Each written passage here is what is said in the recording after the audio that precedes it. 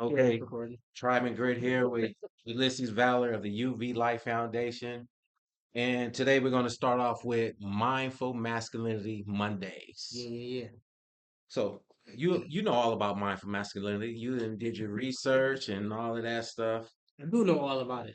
I coined it. Yeah. I So coined mindful masculinity. so yeah. So this today is Monday, It is Monday. and we said we'll start presenting mindful masculinity Mondays on for Tribe and YouTube. grit. Let's get it. So let's talk about it. What Let's is talk about it. mindful masculinity? Tell me. Tell me something. Tell you something about mindful Yeah. masculinity.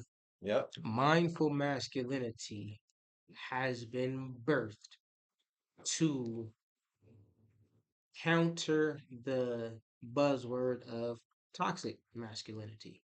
Mindful masculinity is the understanding that emotions don't have a gender. Okay. And people tend to spin certain emotions, or excuse me, not spin. People attempt to connect certain emotions with a gender. Anger is automatically a male expression.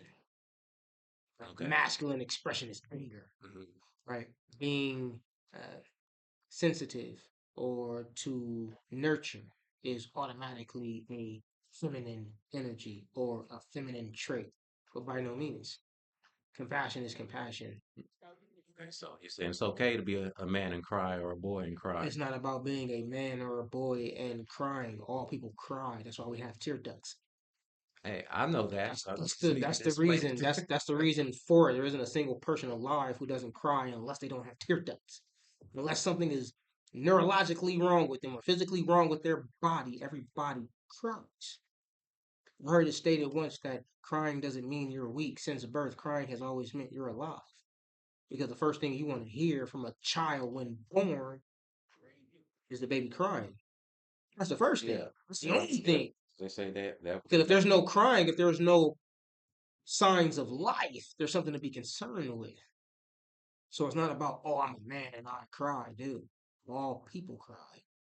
Just like all people get hungry, all people sweat, all people get tired, all people go to sleep, all people get hungry, all people get hot, all people get cold. What are we talking about? Those things aren't only women or only men. The only thing a woman does that I don't do is give birth, is breastfeed, and has a menstrual cycle. That's the so only thing a woman does that I can't do. Flex.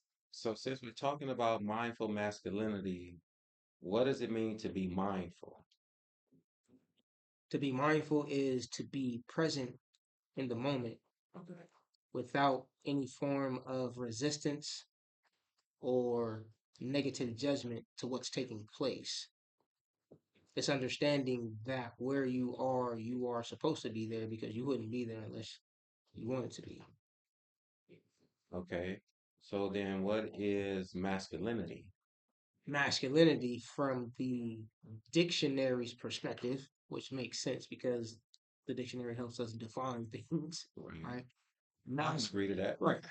Masculinity is defined as male gender, period. It's not about being a macho man. It's not about being able to fight. It's not about being able to earn trillions of dollars. It's not about having a large body count in the arena of sexual intercourse or intimacy. Masculinity means male gender. It means you were born male. Okay. Okay, so mindful masculinity on top of the masculinity within side of the definition concerning the dictionary, it does talk about those characteristic traits that would be common to a man, such as boldness, strength, and bravery. But all people are bold and strong and brave at any given moment in any person's life. They are all bold and strong Okay. and brave, right? So the mindful masculinity portion of it is being mindful of the fact that I bear the full, I am the full embodiment of masculinity, which is the male gender. Hmm. I do embody power and strength and force and resilience. and there's absolutely no need for me to flaunt it because I am the full embodiment thereof. So the moment I walk into a door, people already see man. Hmm. What's attached to it? Strength, boldness, resilience, courage. There's no need to go in there and flaunt it. Me being born the full embodiment of masculinity, the male gender, I already possess that. So it's being mindful of that and not having to wield it to prove that I am what I am by birth. You know what? So let me ask you this. Like, I Let me ask you this. appreciate you, brother. Why is it that n- as it why is it that some men, because I agree with what you said, but why is it that some men have to show or prove the mask? What is it? Is there a weakness? Is there something wrong? Because like you said, when you walk in as a man, there's already a certain amount of boldness and strength and just by being a male. But why is it some men can't, they don't understand that? Is it what I'm trying to see or get at? Where's their weakness? Because they have a problem with this. Like it's sort of like the man who wants to the bully. Let's just do the bully. Why do people bully people? Like if you're already a man, why do you need to bully people? Household, everything's taught at home. Everything is, right? Hmm. Children naturally mimic those who have parental guardianship over them. If the father is a bully to the mother or to the children, then the child may, right, display the same type of attitude outside of the household. So a lot of it is training, a lot of it is teaching, and a lot of it is misguided because it becomes destructive. The main the main goal for the M4 content is to get away, and I know it's on there, is to get away from the stale, stagnant, and stereotypical stigma that boys and men aren't well equipped in expressing themselves in a non-destructive way.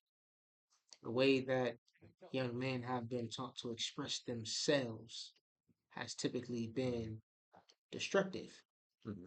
outside of those teachings that focus on self control. Now, if we look at the teachings that focus on self control, they're the most violent teachings.